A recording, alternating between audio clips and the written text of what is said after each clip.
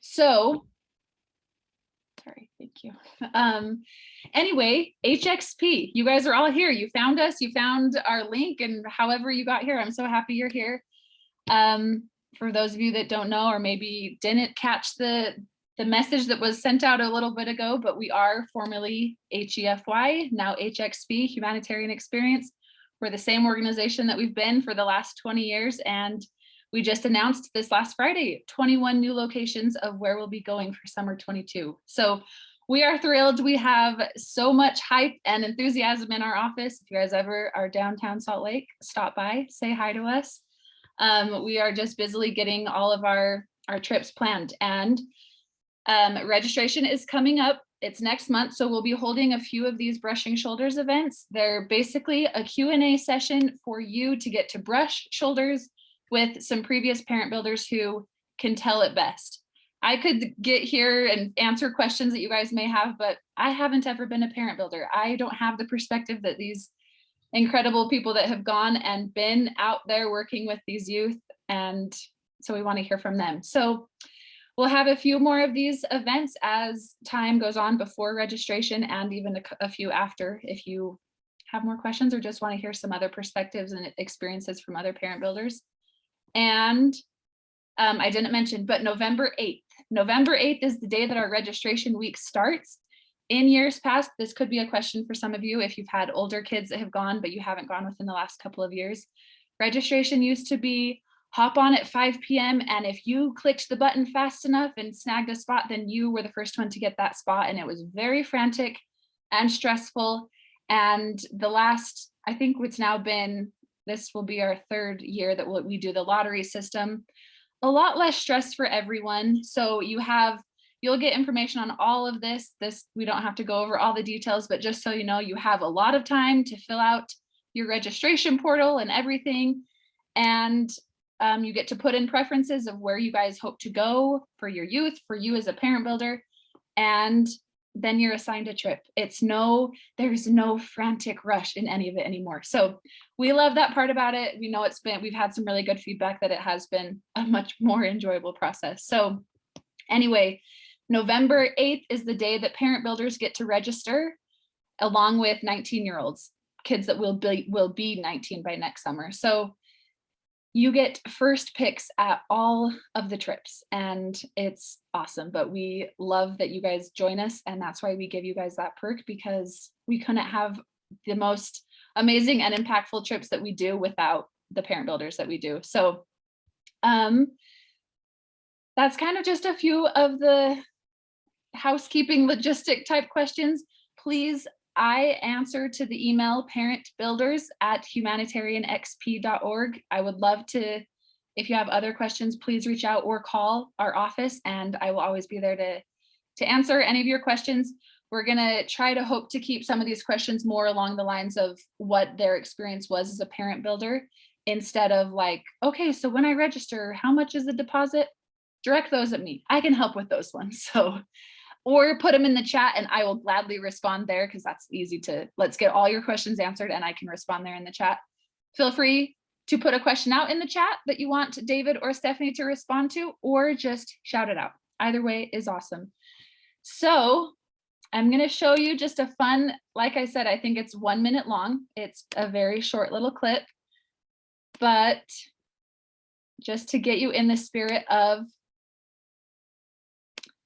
being a parent builder and how wonderful it is. So here's a short little clip, and then we will just jump now to, after this, to hear from David and Stephanie.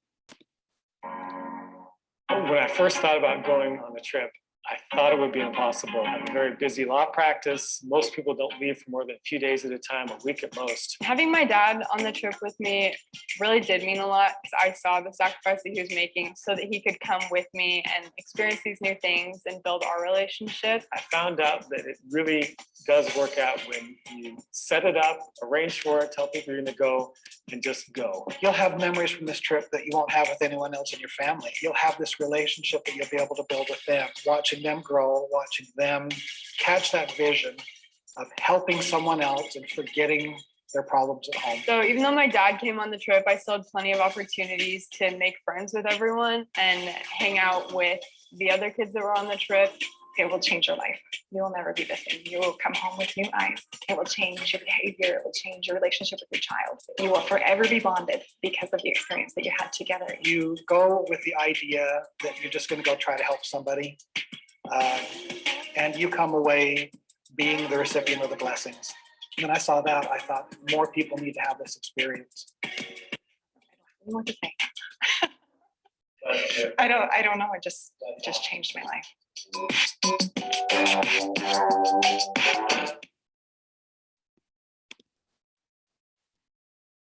Okay, well, it's always fun to hear it from the voice of, like I said, the incredible parent builders. So we are now going to turn the time to the people of the hour, David and Stephanie. So I don't see, oh, Stephanie, here you are. Okay, fun. If both of you will just give us a little introduction of who you guys are, and then we'll just jump right in to questions that you guys have for them.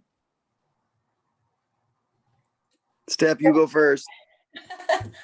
Okay, I am Stephanie Ming, and I had the privilege of going to Fiji in 2018 with one of my daughters, and then I went to Malawi this last summer with another one of my daughters. And I am a mom of 8, and I live in Southern California. And what else? We're active family. We love to water ski and play games and just be silly, all those kind of things. I haven't been much of a traveler, although I love to travel. And so it was an amazing experience to be able to add that in. And I don't know what else. That's it. And she is an extraordinary baker.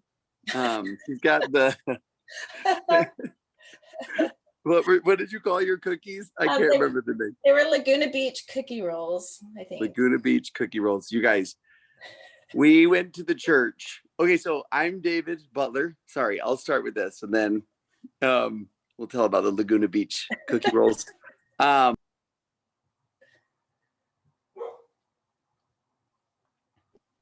David, you muted yourself. We can't hear you. We lost you. Well, I was cussing. And I wanted it to be an appropriate meeting. So I don't know where I muted myself, but I'm still David, and I still am married to Jenny, and I still have 6 kids. And I went for my first trip ever just this last summer with my oldest, Jack, who is 16. And I went to Malawi, and that is how Stephanie and I know each other. We both went to Malawi together. Are you sporting the necklace? What? Are you sporting the necklace? Oh, of course I am. Are you? I am. Yeah.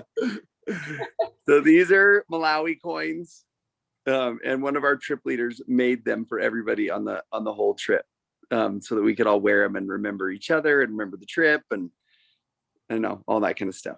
Steph also has gigantic Africa-shaped earrings that I am so sad she's not wearing. Maybe a little later. When it starts to get good. So that's us. Awesome. Thanks, you guys. Okay. Well, I want you guys now, everyone else here, to just jump in and ask what it's like to be a parent builder, or whatever questions you guys have that you are wondering about.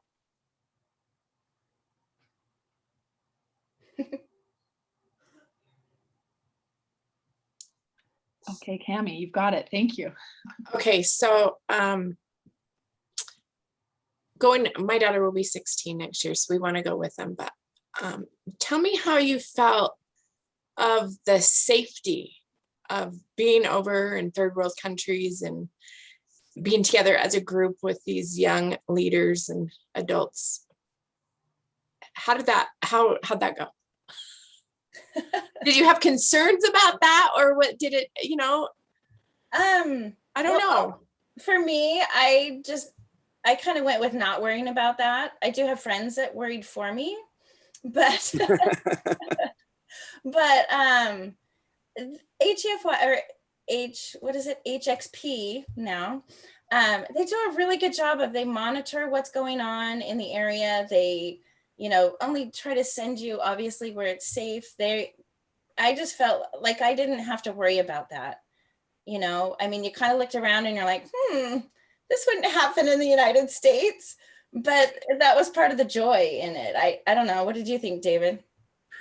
Same. I think I would say the same, that it just was, there's so much background information going on before you go on the trip. And while you're on it, there's a whole team working 24/7 back at the office. I didn't even know when we were interacting with them or anything that we knew. The place that we stayed, they were really strict about the rules, about making sure nobody knew that an entire group of Americans was at a particular hotel or, like the little resort that we stayed at. So I did see a little behind the scenes where it was like, it was pretty like forceful. We had guards that were there just in case. And so, and a driver and just, so I did not feel any less safe there than any other trip, like domestically or internationally. So sometimes like uncomfortableness with a new area can feel as the same as unsafe, but like as far as safety goes, I felt like they have so many great connections with government leaders and church leaders in all these different places that it just you're on your guard obviously because you're in a new place, but never unsafe. I went running like in the city that we were staying in. Just a little group of us just went running out, and it was totally fine. Like I felt like, oh, I could go down any street, turn anywhere. This would be great. All right. So for Stephanie, where she went to the South Pacific and Africa, what was the difference in those? Like, I don't know, just like, did it feel different? Was it a different experience or was it kind of the same? Actually, you know what? I was really surprised. Like, for sure I wanted to go tropical. And then with my second daughter, we chose tropical, but then with the COVID and everything, I got changed and she chose Africa. And I'm like, Africa? Who wants to go to Africa? I want to go like to Belize or, and so for that sense, I was really, I was like, okay, we're going to Africa. But absolutely, they were the same in that the experience with the people, with serving, and they just, both trips had just phenomenal touristy things on the weekend and amazing while you're working. And I just was like, you know what, you can go anywhere, absolutely anywhere in the world, and it'll be an amazing experience just because of what you're doing and the people that you're connecting with. And so they were different, but yet so similar, so does that answer it? Yeah, thank you. Yeah. And your favorite one of the two, Stephanie? Just curious. Well, I mean, you get to go with David Butler, who I didn't even know who he was. And you get giant necklaces. I've got it representing. I know. Is that when you turned off your camera? And that's the thing. I mean, you can tell the relationship that you create with not just with the other parent builder, obviously, but with all of the kids. Like if they were all on here, we would all be, just ignoring the rest of you. Yeah. And just loving on them. Yeah. It's just a bond that you just can't even explain. Yeah, today we got some pictures back from one of our builders. He's on a mission in Peru right now, and it just was fun all day today. Everybody just commenting back and forth about the pictures we got from the email. Like, you really come away with this new family. Not that you won't like your old one too, because you do like your old family, but you just get two now. Yeah, and if you go twice, then you get three. It's amazing. What happens if you go 4 times, Steph? Like, how does that work? Four completo. Yeah, I'm trying to talk my husband into sending me 3 more times. It's Easy. fine. Can I ask a question? Sorry. No, go ahead. Can I ask? Hello from Alberta, Canada. That's why I'm wearing a toque on my head. So I just wanted to know a little bit about, I don't know if boundaries is the right word, but my husband, for example, was a parent builder with my son in Samoa. And so before he went, they had some little videos for him to watch and a little bit of sort of expectations from the parent as to what some of their duties would be or responsibilities. So how do you sort of navigate the fact that as the parent builders, there's likely some experience and maybe, you know, a little bit more years in your experiences than the trip leaders. So, but of course the trip leaders take the lead with the youth. So how do you work around sort of those dynamics and then those relationships and connections with the youth without necessarily overstepping into boundaries that aren't expected of you as a parent builder? Well, or Steph, do you want to go first or do you want me to jump in here? Yeah, go ahead. I'll answer after. Okay. I think one of the things, 2 parts. I'm sorry, I keep muting myself. I'm back. Here's the real me. One thing is it's pretty quickly on the trip, you kind of almost become a leadership team. The 2 trip leaders and you as parents, we used to meet every night, kind of talk about how are things going. The trip leaders get your like kind of experience from you and ask, you know, what you're noticing and all that kind of stuff, which is cool. But during the days, it's actually nice that the trip leaders are in charge. They are so well trained and they just have all the resources at their fingertips. And you know what? I think as part of a parent builder, like if you watch the trip leaders do things and you're like, oh, I don't think I would have done it in that way. You're just like, okay, that's fine. I'm going to let them have their leading experience. And I mean, I was blown away by our trip leaders. Like I absolutely was blown out of the water. Like I felt super proud of both of them. Like I was like, this is awesome. They are doing such a good job. And I've met so many of the trip leaders and would just trust any of them. So it's kind of cool because they are taking all the responsibility and all the lead and you are just available to help. You don't have to be in charge at all. And you just kind of get to be the hype guy. You get to be the person that just loves on the kids and is just enthusiastic. And it's a really, really cool role. I think parent builder is the secret, like best role on the trip. Yeah, I would absolutely agree with that. Like I loved just like you maybe in, I don't know if you've been, but I would imagine you've been on like the youth conference trips and you're like running around with all the administration and making sure that like the phone calls and everything's going straight and everything's going and all the kids are where they're supposed to be. And then, oh yeah, I'm supposed to love on the kids and, you know, and the parent builder isn't like that at all. Like you get to be their cheerleaders and you're the support system for the trip leaders, which like David said, are both times I went like phenomenal. Like they were doing things and taking care of things. And we're like, you kids would come up and say, oh, what are we doing later this afternoon? I don't know, you know, because they took care of it and because they were organizing everything. And so you as a parent get to experience it along with your kids. You're not running all the show and you're not having to make sure, although you do get to be a part, like, you know, you get to divide into, you know, groups and do devotionals, or you get to, there's lots and lots of one-on-one with kids and talking to them and helping them and, you know, whatever. But, you know, and you're kind of away from your own child too, you know, which is cool. You know, I wanted my daughter to have an experience. I didn't want her to be next to me like we all do, you know, have this experience. And so you get to experience along with them. So you share that with them, but it's not you and your child doing it, you know. I don't know if that makes sense. Yeah, Steph, I just wanted to jump in and say, like, that last thing you said, I think is so cool, because one of the concerns I had was I wanted Jack to be able to have his own experience and not just kind of have me as his shadow or he as mine, or him to come to me and stuff like that. And just the way that the trip is organized and the experience that the trip leaders help create, you are a participant on the trip. Like, when everyone's working, you get to work if you want.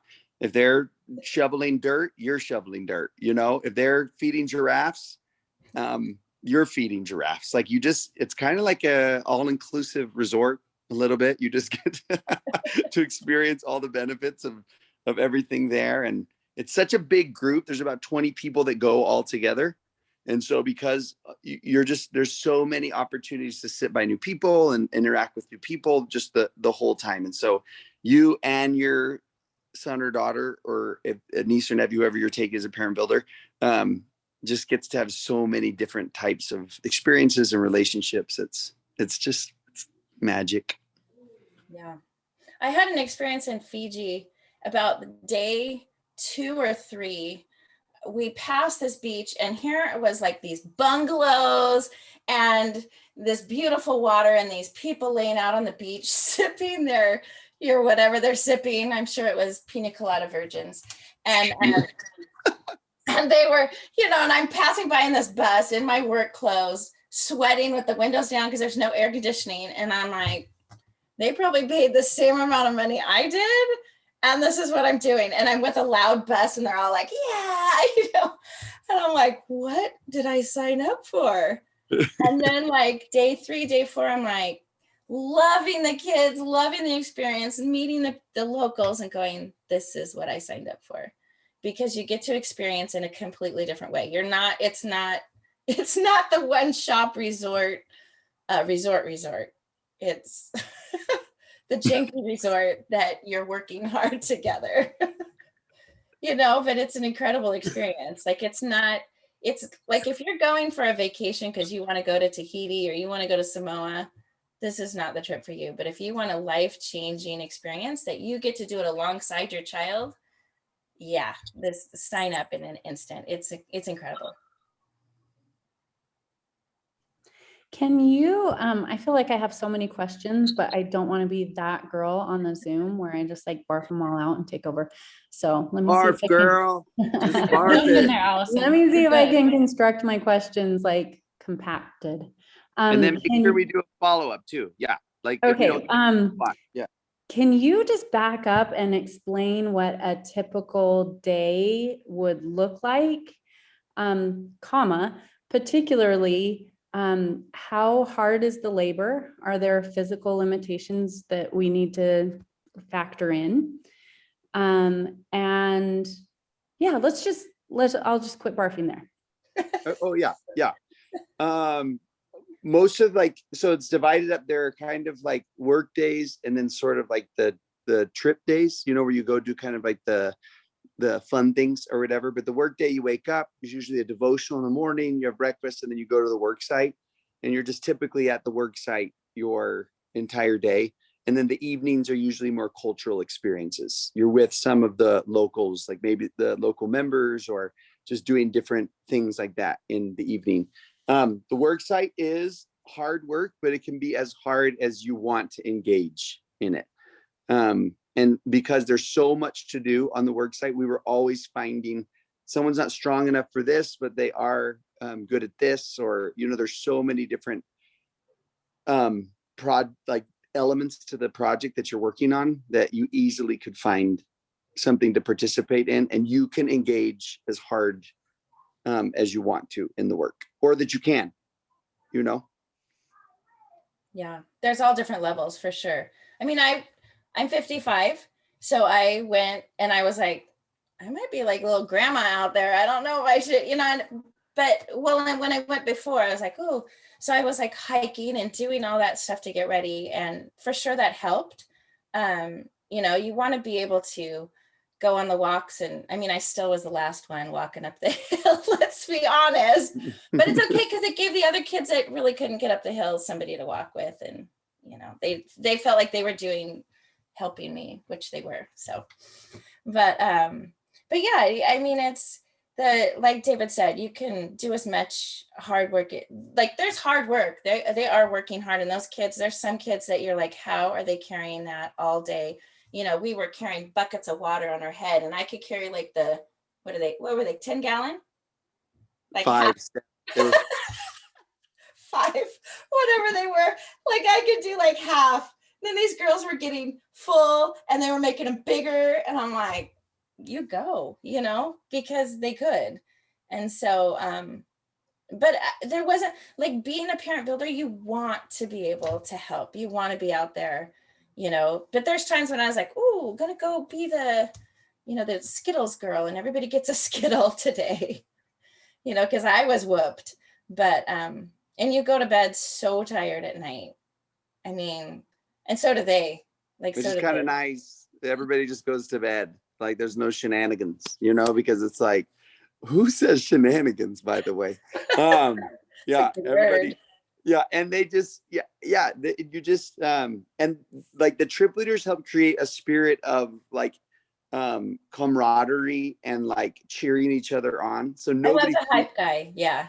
nobody feels dumb if they have to take a rest, or they can't do that, or they're not comfortable doing this or that. Like there's no, like the trip leaders are trained to create a spirit of just like, we're all just doing this project together, and whatever we can do is great. And if you want to try that, awesome. Like it just is, it was cool. It was a cool place to learn things. And yeah. Is that, and Allison, what do you want to follow up with?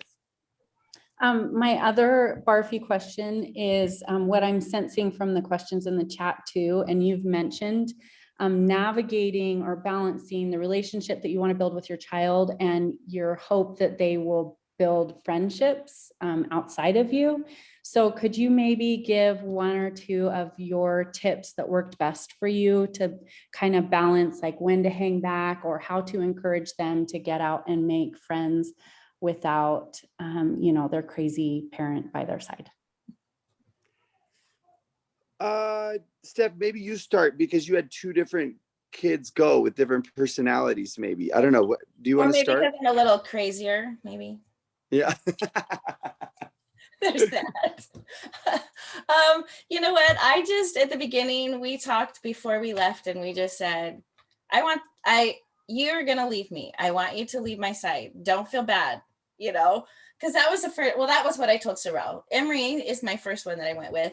And she hung by me the first day. They do kind of, which is kind of a deterrent, because the other kids don't have anybody. So they're starting to talk. And then, you know, my daughter would stand next to me, and I'm like, okay, you need to go talk. And so, but that was easy, because then I just would go and talk. You know, if you go and you are going to meet the kids also, then they come with you. So they do have that little bit of a crutch. But I mean, by day 2, she was long gone. So was my other one, because I told them, this is your experience. And they would report back at night, you know, and say, oh, good night, Mom. And you know, but you're in different rooms usually than your own child, which was awesome. I felt like I talked more to the girls that were in my room than I did, you know, my own daughter, but we were having the same experience, you know, and so it just was, it was incredible. So I think that way you just kind of talk about it ahead of time. I want you to go and have your own experience, go out and meet the kids and talk to them. And they kind of just do it on their own, because the trip facilitates that. You know, there's different work groups, there's different devotional groups, so they start to learn and mix them around, and they, you know, they meet all the different kids. Is that good, Allison?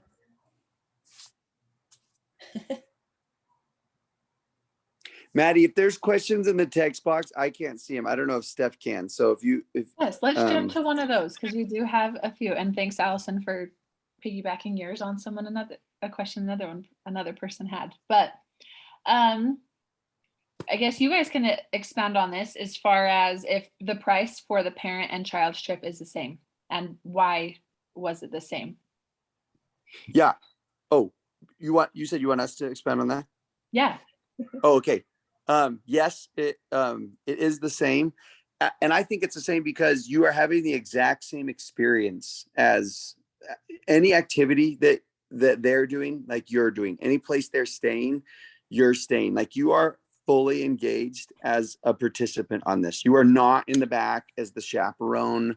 You don't you seriously do and travel and go and have like everything that anybody experiences, you also get to experience that too. It's cool because like for the majority part of it, you really are like just a fellow participant with everybody. Because the nature of the work, it's easy for like age doesn't matter and personality like kind of goes out the window because you're just working together on like a common cause. So like you can just jump in with everything, but whoa I was like I'm drinking. I gotta stop drinking before the Zoom calls. And all the fun things, you're just right there with everybody else. So I mean, all those costs come from obviously the place that you're staying, the things that you're eating, the excursions that you are going on, and then the cost to help buy the building materials for the project that you're on. And so you are having the same, but I think better experience than the kid builders are having. Thanks for answering that one, David. Okay, someone asked, this one's fun. Both of you guys can take this question and then we can jump to one of you guys in the audience. I can come back to the chat, but tell us, someone asked, what was your most memorable experience from your trip? Ooh. Okay. You think, Steph, because it honestly, it is, I'm going to say one and then I'm going to go back and say 17 more, I'm not a journal writer. Nobody judge me. Like, I know I should be. Okay. But like, I'm not super good at it, but I did on this trip and I just wrote down things every day so I could kind of remember. And I legit flipped through that book almost on the nightly because I just love all of the memories from it. But this is going to sound so funny, but we, on one of our last days, were feeding giraffes and that was so rad. And we were right next to, I don't know if any of y'all know who the Bucket List family is, but they have this like iconic, they travel the world as a family. Everybody wants to be them. They have this trip where they went on this iconic trip where you have breakfast at the Giraffe Manor and the giraffes come and they're eating breakfast right by you and stuff like that. Like it's crazy. And we were right there where that was happening. I was like, oh my gosh, this is nuts. And like the day before we had, we were feet away from elephants and monkeys stealing our breakfast. We had all this stuff that was happening, but we were waiting for a bus. And we started kind of sliding down like the pole and we're oh, that sounded sketchy, everybody. The rail, not the pole. Y'all, there's some crazy stuff that goes down in Malawi. It's the chair rail. That at the hotel, and we were just sliding down it to music and like making a little video. And I seriously like stopped and I was watching everybody and I was like, I love this as much as I loved those giraffes or the lions that we like went off road to find and stuff like that. I was like, oh my gosh, like this group. Jack even said to me today, because we want to go again this summer. And Jack was like, you know what? If we had a group like we had, we could go anywhere in the world and do anything. And it would have been such a fun time. And so that experience, as dumb as that sounds, totally stands out to me because I was like, oh my gosh, we have had anything that we've done has been so like just memorable because of the people we're with. Yeah. Okay. I have a lot. Like every time he was talking about something, I'm like, oh yeah, the elephants. When we were like this close to the elephant and we're on this little boat and the guy says, so the elephant's ears are flapping and his tusk is going. And I'm like, how do you know when they're mad? How do you know? And the guide says, you just trust your guide. I'm like, okay, I will. Yeah. And then I went back to the we went back to the little village, the little resort. And I asked the guy who was in charge, I'm like, well, that's real. It was just so amazing to be that close. I'm like, it's just amazing. And he's like, yeah, you know, you just, like he says, yesterday the lions walked through the camp. And I'm like, it just was so amazing to see these animals. But that's not And my then favorite. remember what he said? I was like, well, don't they like, what if they're going to eat someone? And then he was like, oh, no. They only eat people if they're hungry. And I was like, well, how do you know if they're hungry? Like, you ask them. I wasn't gonna add that part. That's the part that's tasty.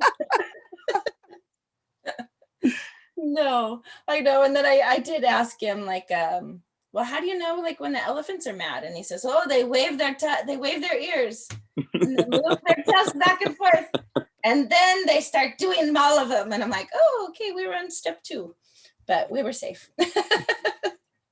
But I think there's so many, like, it's so hard to pick an experience, but one of the ones was we had just hiked up to a waterfall, hiked down, and the kids all climbed up on top of the bus and sat around, and Yami, our guide, what was she called? Like the local guide?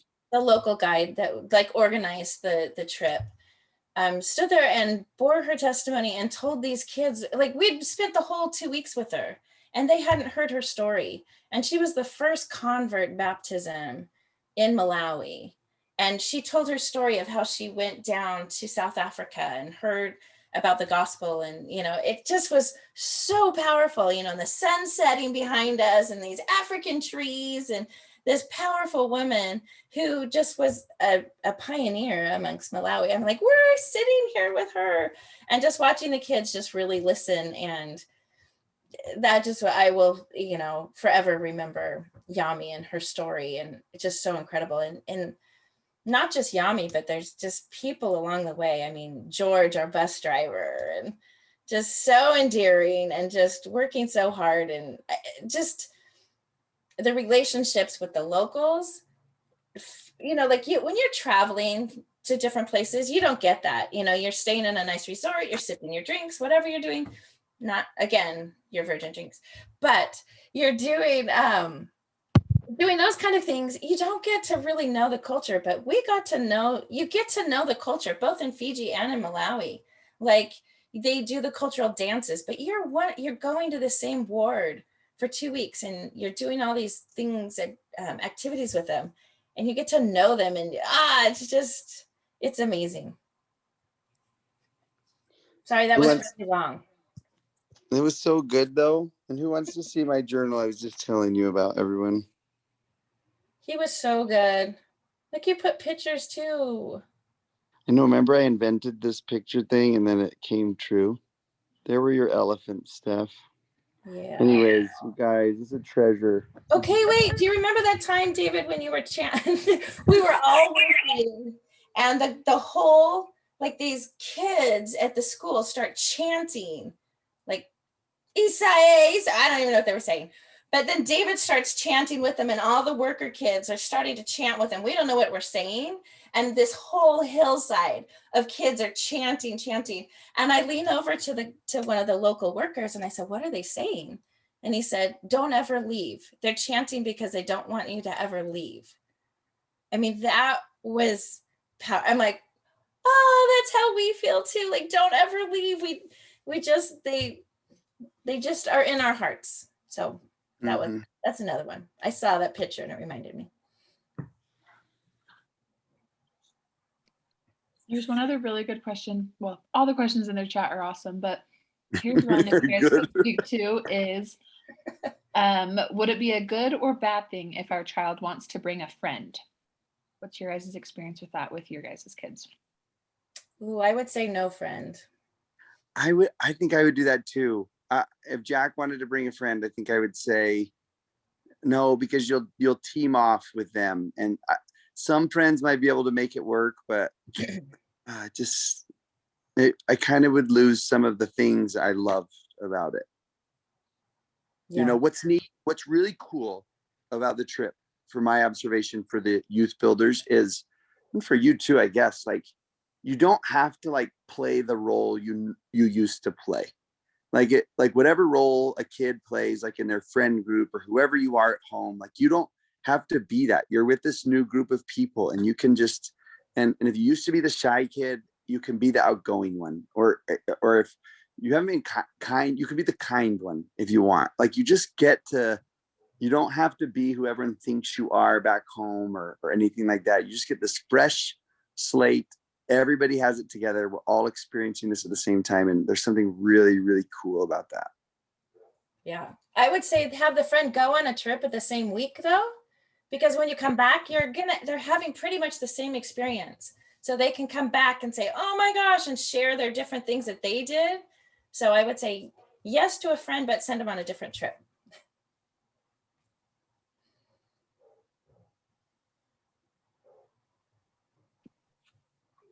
Okay, before I jump to another one in the chat, does anyone else want to shout one out? Allison, here's your chance if you have another one. Okay. Barf girl. Here's one that went, it was to me directly, but I think it's awesome. It's such a good question. It says, as a parent builder, you will be cheerleaders to many youth, all at different stages, physically, emotionally, and especially spiritually. Any advice on how to minister in a way that reaches all of them and also in their unique situations and individually?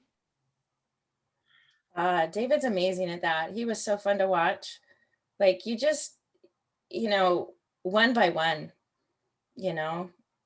David was so good at that. Like every time he sat down on the bus, he was sitting by somebody different and talking to different people. And I think that's where the success is just, you instantly can ask a question and find out what they're interested in, and and keep going. And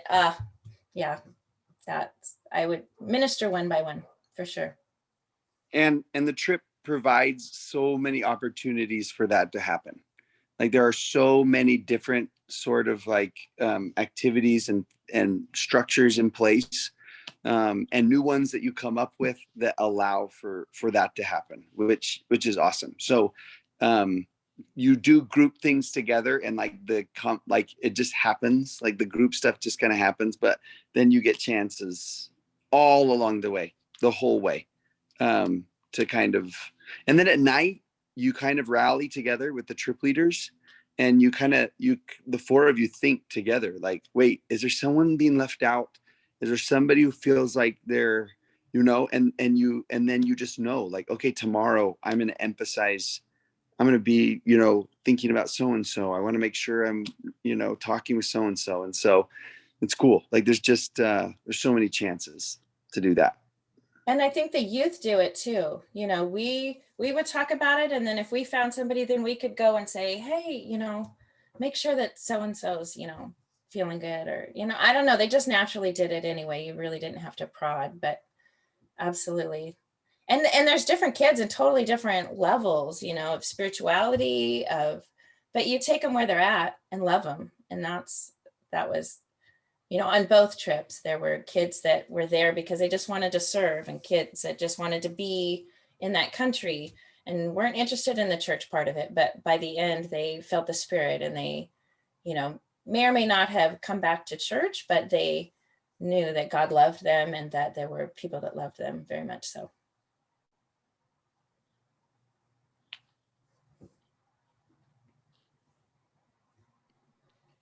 Hey, anyone have one you want to shout out? I want to give you guys the first chance for. Okay, we asked for questions on our Instagram from parents to see what they wanted to have answered tonight. So I've got a few, unless someone wants to jump in. So a really good question.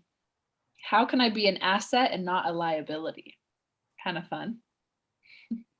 Oh, I felt that. David probably didn't feel that, but I totally felt like I could definitely be a liability being older and not being as fit as I should be. I like my food too much, but But I just felt like, you know what, I had my strengths, and that's what you go for. If you know that you're a really good listener, then that's what you know, you start asking questions. Or if you're really good with games, bring who you are and bring it to the table. You know, anytime you've worked with youth, you know that, you know, there's different people, there's different personalities, and you are unique, and whatever you bring to the table, be yourself. And, you know, I may not be the fittest running up the hill, but I can play a pretty mean game of, you know, games, silly games. I'm queen of nonsensical games. And so, you know, you just never know when that's going to bust out. So anyway, so yeah, I would just say bring who you are, and you won't be a liability in that. Yeah, I don't know. Bleh. Well, and I just want to like rebuttal what Stephanie just said, because I absolutely, the very last word I would use to describe Steph or anybody on that trip is liability. Like, there is nothing that is supposed to be happening on the trip. Like, it's just we just go with what was happening, and we just work hard and serve people, and we love each other, and everybody has a place in that. Like, I would never think the only way you could be a liability is if you were like a jerk, or you were trying to like take over the trip from the trip leaders or something like that. Like, just like the only rule would be don't be a jackwagon. Like, you could just be. But I love what you said, Steph, you know, but the funny thing is that you thought you might have been a liability. And I think only you are going to think that about yourself. Like, it's just not, but it's not true. Like, everybody is an asset on that trip. Like, that is, I'm not blowing smoke in saying that. It's just like, it's the combination of everybody who is there, different, unique, with their own individual experiences and gifts, that create like the mixture and magic that happens. So Yeah, like always, very well said, and so true. Yeah, I totally agree with that. I mean, you're the only one who's going to feel like the liability, because you are never, what you bring to the table is amazing, and who you are. And yeah, and everybody in that group, there's no, like you said, unless you're a jerk, then. But you know what, even like, we didn't have it in this one, but in our Fiji one, we did have a couple that were like a little sour at the beginning, but by the end, you know, we just loved them, and we just brought them along and got to know them, and got to know who they, and heard their story. And then they weren't a liability. We loved them. And, you know, they were a little jerky at the beginning, but by the end, they were one of us. They were playing with us. And so, yeah.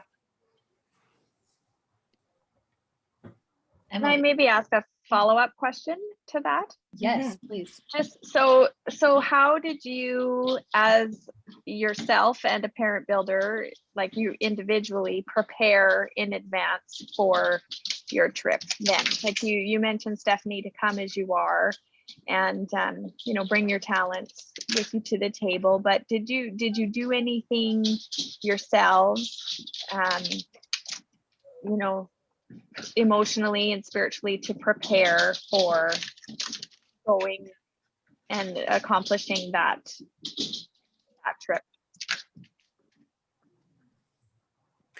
I think if I one thing that I did a little, but I will do again this coming summer, having been on one, is I think I'm just going to be a little bit more deliberate in the time up before I go, to watch what I listen to and watch what I watch and stuff like that, because I just want to be really in tune with like the needs and feelings of everybody. And like, not that I'm watching or listening to like raunchy stuff all the time, but I just think I will like be more prayerful. I'll be more meditative, and I will just be more deliberate, and just make sure that I'm just in a place, you know, where I can be an instrument if I need to be there. And so I think I'll be a little bit more deliberate this summer about that, and particularly being really prayerful about the kids that are on the trip. Like the day I get assigned a trip, I think I'm going to start praying for them, because why would I not? And just, you know, so I think something as simple as that is what I'll do. Yeah, that's something that I did this time. Once we got the list of the kids' names, I started to pray for them by their names. And so I recognized their names. I didn't recognize them with their names, but you know, I knew that there was an Emily and I knew there was an Annie, and because I had been praying for them to have the experience. And so when I got to meet them, I'm like, oh, you know, and my daughter, because they're in a group chat before the session, the parents aren't in that, but my daughter was. And so she would say, oh, Annie likes, you know, to sing, and she's kind of musical. And I'm like, oh, that's kind of cool. So I try to pocket that. I didn't remember very many of those things, but it was just neat to see a name and to know, and like David said, to just be prayerful and just to be ready to go, you know, get yourself spiritually ready, because it's strenuous, and it's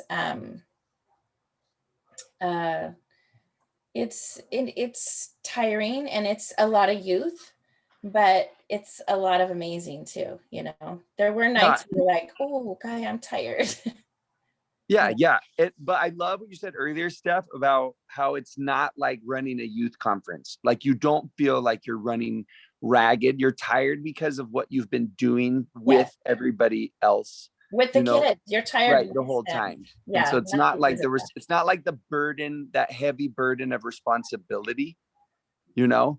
And I think one other thing I would do before I went, or if I were to give advice to somebody, is I would be like, I would just leave kind of your expectations of how it's supposed to go aside, and just things change like on a whim.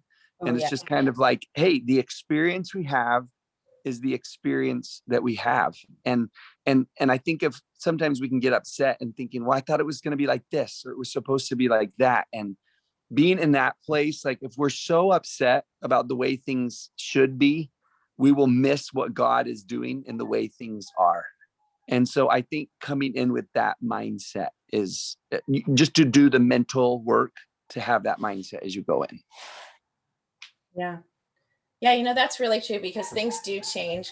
But you don't have to be the one stressing about it, but you can just be with the kids and going, okay, so let's talk, let's do this, let's sing a song, let's, you know, while the trip leaders are working it out, or you know, whatever. So that is a nice part of it too.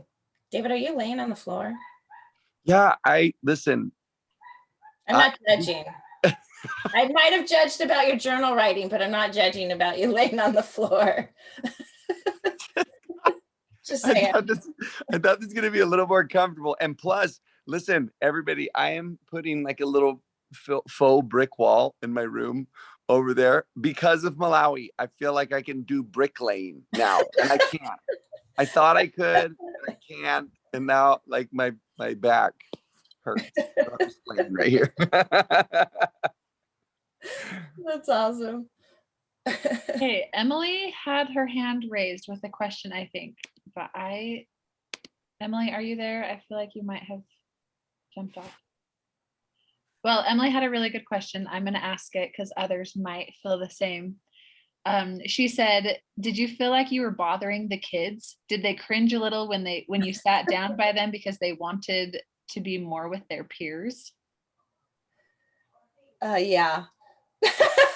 Liar. That's so not true.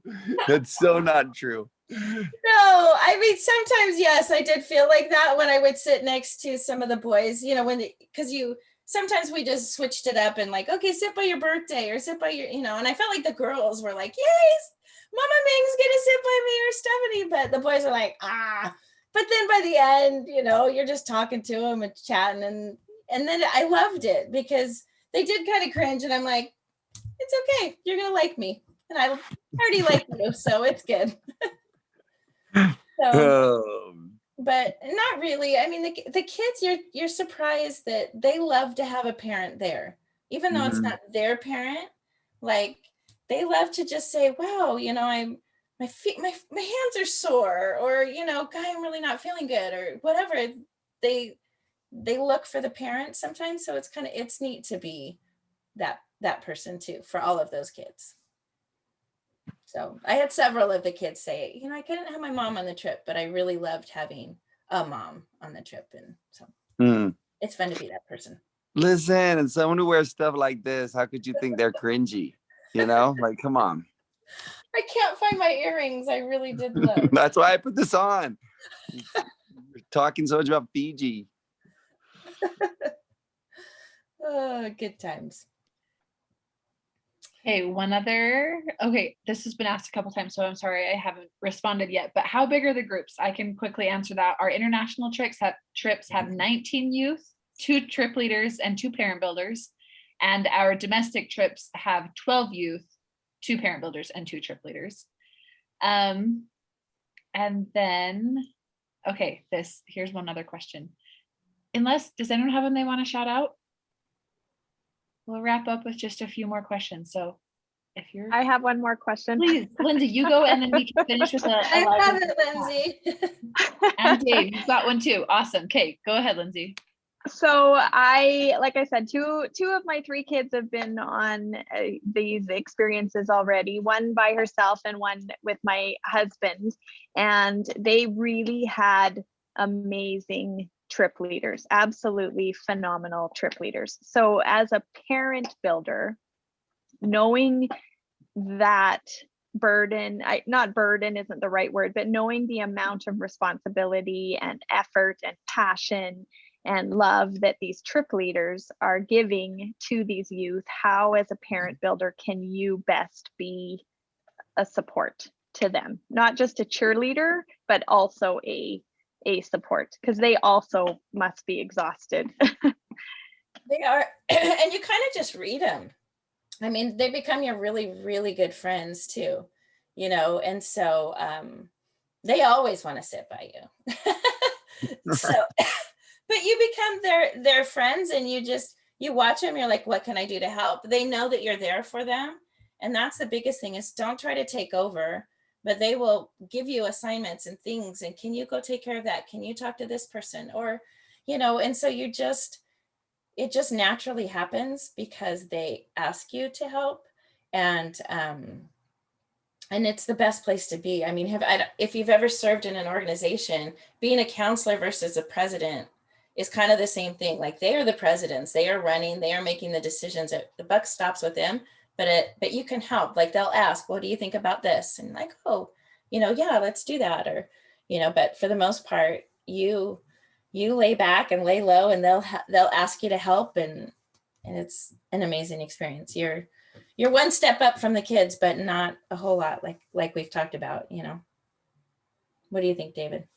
Oh, same. I just would, as you were talking, I was thinking, if you're just a willing person, I think that's what every trip leader would love, is for a parent builder to come on there and say, I am willing to help out however you want me to help. But they want you to have a good experience too. Like, they're trying to facilitate an experience for you. You're trying to help facilitate one for them, for each other. And so just willingness is the key to that. Yeah. And also to be a parent still. I mean, you don't want to be one of the kids that are like, oh, hey, let's go hike this off and not, sneak off at night, or, I mean, not that you would, but there are some that have that mentality that you just got to make sure that you are the parent, in the fact that, I mean, you don't put buckets on your head or anything like that with cement on them. I'm just saying. Steph, what are you trying to say? Just had to get that in there, David. Everybody needs to know that you had cement bucket on your head. Y'all, I just want to say, we had to throw the cement buckets down like a fireman's line or whatever, and I was not paying attention. And one of the kids threw a bucket to me, and it landed on my head like it was a carnival game. Like, you couldn't have done that. And everyone else asked if I was okay and was super caring. And Stephanie is laughing on top of the hill at my ailments and my distress. Then she gave me a shower with water bottles. So she made up for it and helped get the cement out of my hair. I repented. It was very funny though. Not anything related, but it did need to come out. It's fun to see the relationship that David and Stephanie created as just being two random parents on an HXP trip. But okay, Dave, I think you had a question. Do you still have it? And then we'll still get to Eliza's question in the chat. Yeah, so I have some more basic questions. So I appreciate everybody with this worried about the trip and their concerns that way. But what about finances? Are the domestic trips less expensive than the international? I'm assuming. If so, what are the prices there? And then can we talk about fundraising? Because I'm not financially at a point where I could do that. I would love to, but how does fundraising work and what are the details on that? So I know that the domestic ones are less expensive. My son actually went on those because when they opened up for the 14 and 15-year-olds, he was 15. And so he went and absolutely had an incredible experience. And as far as fundraising goes, it's all individual, but I have not my first daughter, but my second one. I just encouraged her to earn her money and do the things that she could. And it was incredible to watch as she would talk to people about what she was doing. They were very generous, and like she sewed little monsters to sell.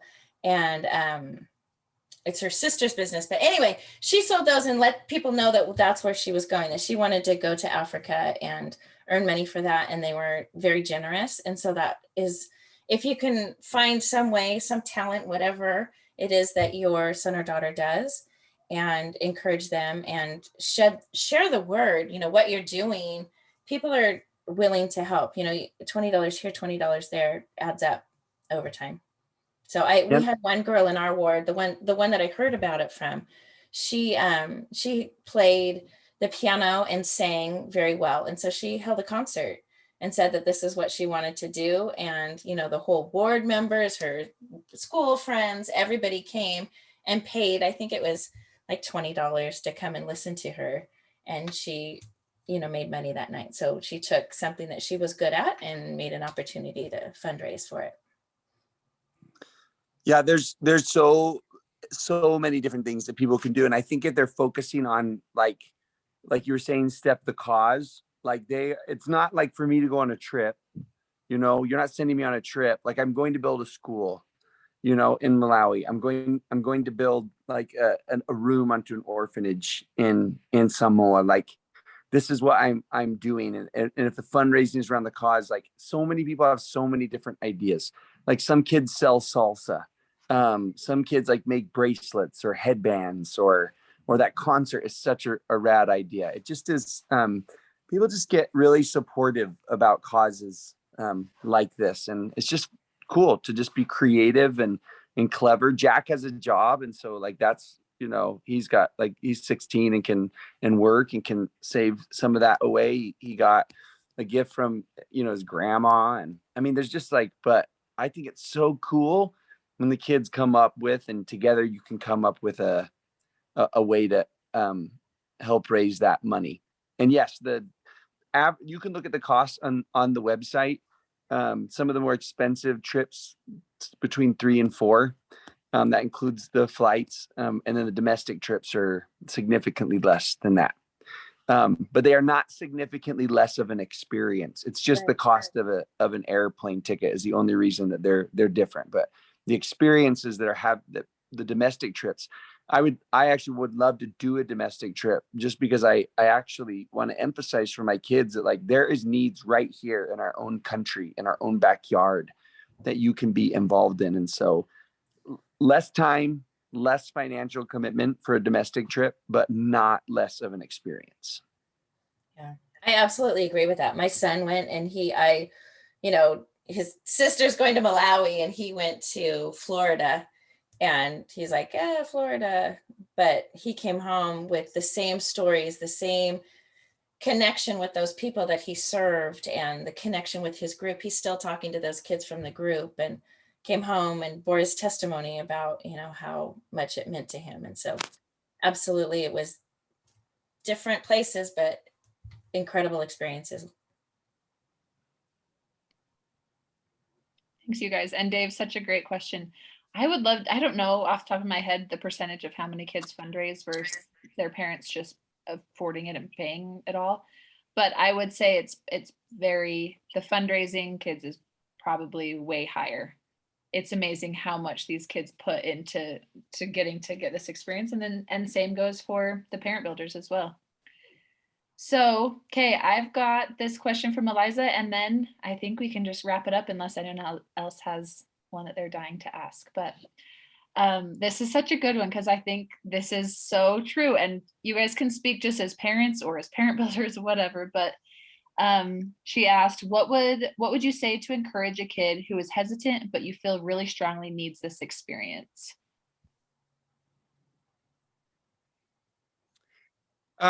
I think, I mean, the first question I would ask is, I wonder why they're hesitant. You know, are they, is it a safety issue of like making friends on that trip, you know, or whatever. I think I would acknowledge the fact that you are stepping out of your comfort zone, and let's just kind of walk through what that would look like. You know, let's talk about the things that you're nervous about and how you might approach it. Like, I would prepare them for the things that they are a little bit nervous or hesitant about. But then also really focus on, you know, you could always be asking the question, you know, what could go wrong?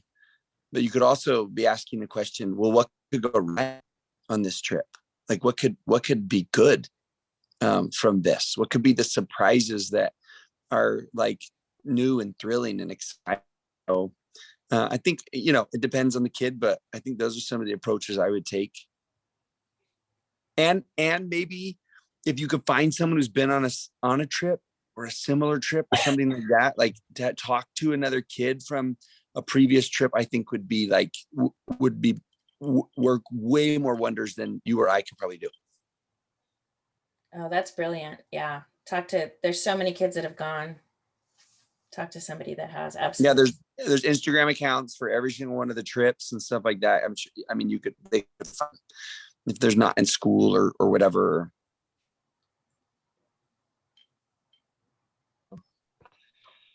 Awesome. Okay, you got I have one Eric, question. please. Yeah.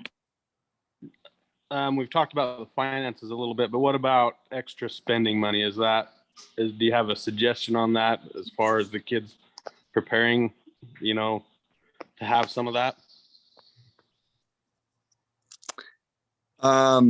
Yeah, if you're Stephanie and you want to buy a nativity from every African woodworker in the entire nation, then you would want to have a little bit extra. But like, I would, like, people bring snacks, but they also like to buy like little snacks and drinks. Like the kids love to do that, to buy like Malawi chocolate or like the funky drinks that are there when you like stop at the stores. So that kind of stuff. And then there are a couple like souvenir spots that you take, and they can just kind of decide. I think Jack $100, you know, on snacks and, you know, souvenir stuff or whatever. So you can just kind of like, you know, measure that, judge that a little bit. But yeah, snack stuff similar to well, at least where we were. I guess it depends on where you go, but I think most snacky stuff is pretty similar cost. And, you know, souvenirs are usually a pretty similar cost. And if you're gonna bring home a big old bongo drum, I guess it depends on what they want, but just like the little stuff that they might find, it's not too expensive usually in other countries. Right. And each trip tells you like a suggested amount, like on the suggest what to bring. They kind of tell you like, oh, you know, maybe about, you know, this much money. But yeah, I think Sorrel spent well, I spent her money on nativities, but I think it was like about 200. They were really cool though, I'm telling you. They are so cool. And every time it was a little bit cooler, so I had to get it. And then I felt bad because he was so excited. So yeah, I bought Yeah, and I'm just expecting one of them in the mail for my Christmas. It's not happening. All mine. So all the trips are saying there's a certain departure airport, even domestically. So you have to get your kids to that airport to then get them to the destination. So that Yep. obviously doesn't include where you're from to, it's an extra cost to get to that airport. Right. Right. That was one thing that I looked at when we did the first one to Fiji, is I'm like, okay, who flies out of LAX? Because I was closer to that one. And then I didn't have an additional domestic flight. But with COVID, that all mixed up with the second one. But yeah, I mean, that is a way to help save cost, is look at a one that flies out to one that's closer, or one that has cheaper flights to get to from your location. Thanks. Yeah, we were pretty clever with ours because we flew out of JFK and just looked at like, oh, there's JFK you can fly into, LaGuardia, you can fly into New Jersey and just take the train across. Like, yeah, our departure city was JFK, but we just watched for the flights and the good deals and stuff like that, and we got a great one. Awesome, you guys. Okay, well, I don't want to keep you all night, though I'm sure we could stay all night with David and Stephanie. This has been awesome. Are there I any gotta finish my final? wall, y'all. I gotta finish my brick David's wall. laying a Malawi brick wall. Does anyone have any final questions that you want to ask them before we sign off? Hope it wasn't too boring. Yes. We've got one right here, please. Can you hear me? Yes. Okay, sorry, this one is specifically for Stephanie. So I went as a parent builder this past summer to Cusco, Peru. Mm-hmm. I want to go again with same child. But I worry a little bit because it was such an amazing experience. Like, I don't know if both of us, like, going into it a second time, like, I think we both fear of, will it be as good? Right. So just like for your second experience, how was it? Like, I mean, I know you can't really compare them to each other, but would you say just go for it? And yeah, absolutely. Like, it was definitely different. And at first, at the beginning, I was like, oh, how is this going to be the same? And then you just have to go, it's a completely different experience, and just enjoy and, enjoy it. But yeah, I would totally, like, I know, how do I top this, Malawi with this group? And but absolutely, it'll be a new experience, and I would totally do it again, and just acknowledge to yourself, okay, it's not going to be the same. Right. But it'll be a new journey, and it'll be just as beautiful, and put it in the Lord's hands. And when you do that, you can't go wrong. Thank you. Yeah. Yeah. Jack actually said the same exact thing to me today. Like, he was like, Dad, I'm so nervous that like we're not going to have the same experience that we had. And I was like, oh yeah, that is true. But like, nothing will erase the experience we had. Like, we've already had it. It's already right. locked away. Like, we've got it. That one's done. So whatever happens in this next trip is just a bonus. Let's just go in clean slate like we did the first one. And then, but I'll tell you what, I have talked to so many people who have been on these trips as trip leaders, youth builders, as parent builders.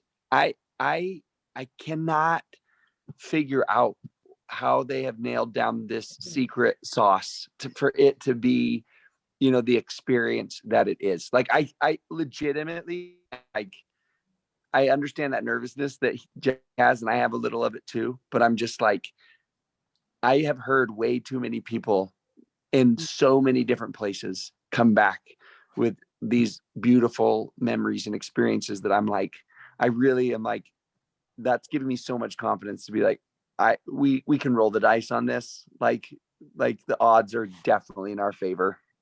Right. And even if it's not a 10, because we know that last trip was a 10, a 9 is still really good.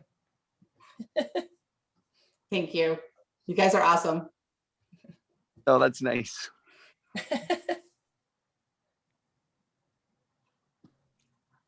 Thanks for your question. That was great, and great answers, you guys. Our trip leaders have the same hardship when they typically will lead 2 trips back to back. So they go from being, okay, you just were a parent builder in Peru, but yeah, we have to really help them remember too that you just can't compare, because they are just going to be such individual and separate experiences. But we have so many parent builders that come back second and third years. We have so many kids that come back, because once you've experienced it one time, it's hard to not want to do it again. A couple of you are nodding your heads. So, okay, well, any last ones? We've got such experts here. I don't want to, okay, please, yes, Lindsay, and then I promise I will let you guys go. I'm just wondering, that thing on David's necklace is so little, the wood one. I'm just wondering what that is. No, yeah, that big wood thing. So subtle. It's so subtle. It's so, yeah, it's just a dainty little thing. I just want a lot of attention. I don't get a lot of attention at home. And so I have to wear this around so that, you should get one that's just like so you can see it a little bit more. I know it's hard help. to know. So hard to know what's happening, you know? Yeah. But These people, I really wish the earrings. I know, I keep looking for them. I put them in someplace very special. it's honestly the most listen, we all gathered together for Logan's farewell, and Stephanie flew out from California for it. It was here. And I said, I will not sit in church with you unless you are wearing those big African earrings. Her earrings are the same size as this. And I was like, I absolutely Did she will not wear go to them? church. Oh yeah, I did, but he didn't wear That's his awesome. necklace. He forgot his necklace. You could, I it wore my could be like a tie.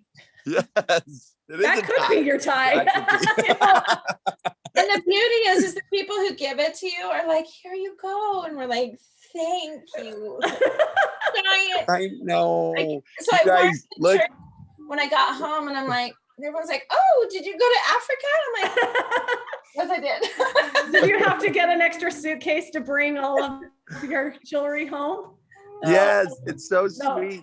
These girls in my ward made this, like our ward in Malawi, and it's backwards, but it says lucky. They spelt it wrong, and I was like, oh my gosh, that is my favorite thing I've ever received in my life. So it does say ULKY. Luky, yes, yes, so darling. I love it. Oh, so fun. Thank you guys. You are Yeah, awesome. of course. Oh, Yeah. thank you. Definitely. If you're considering it, do it. Absolutely. 100%. Can I come as one of your children? You be my Yes. parent builder? Yes. Right. I've got You guys two are more awesome. questions that are kind of more logistic, so stay Oh, on if you sorry. guys want to listen. No, listen, you're good, please. I'm just kidding. We want you here. I'm just kidding. Two good questions. One is, can two parents go with their child? And for some of you may have already heard my response to this at the beginning, but we really focus on these youth having incredible experiences for them personally, and we really steer away from the trip ever becoming or feeling like a family trip, which we know could very well happen if we had a mom and a dad and their two kids on one trip to Malawi. So we don't have husband and wife go together as the mom and dad parent builder, but you guys can each go on separate individual trips. Like Stephanie kind of made the suggestion for friends too, like go on separate trips, experience it together, but on different trips. And then the other one was, can two kids and one parent from the same family go? That happens. A parent builder is only linked to one kid. So in the lottery, you're only going to be linked to one. If that other child can get on, I mean, we can't stop that. We really do find it so valuable for kids to just have their own experience, whether it's away from a sibling or a friend. But at the end of the day, things happen and the lottery works out, and we really do believe the kids get on the trip that they're supposed to get on. But there's no way for you to like coordinate that or ensure that that does happen just because a parent builder is only linked to one child. We have it with twins every year. Parents call in that have twins that are frantic, like, well, how do I get hooked to both of my kids? And we don't have a way to do that. So anyway, good question. And with that, if there's none other questions, would love to tell Stephanie and David, thank you. You guys were so awesome. And I think answered so many of these awesome questions that all of you parents had. So thank you. thank you for coming. And we will have more of these in the coming weeks. If you guys are able to jump onto another one, or if you have other questions, please jump on. And David and Stephanie, thank you. You guys were so wonderful. Absolutely. Good to see you, Maddie. Good to see you, Steph. Yeah, good job. Bye, Goodbye, everybody. everyone. Bye.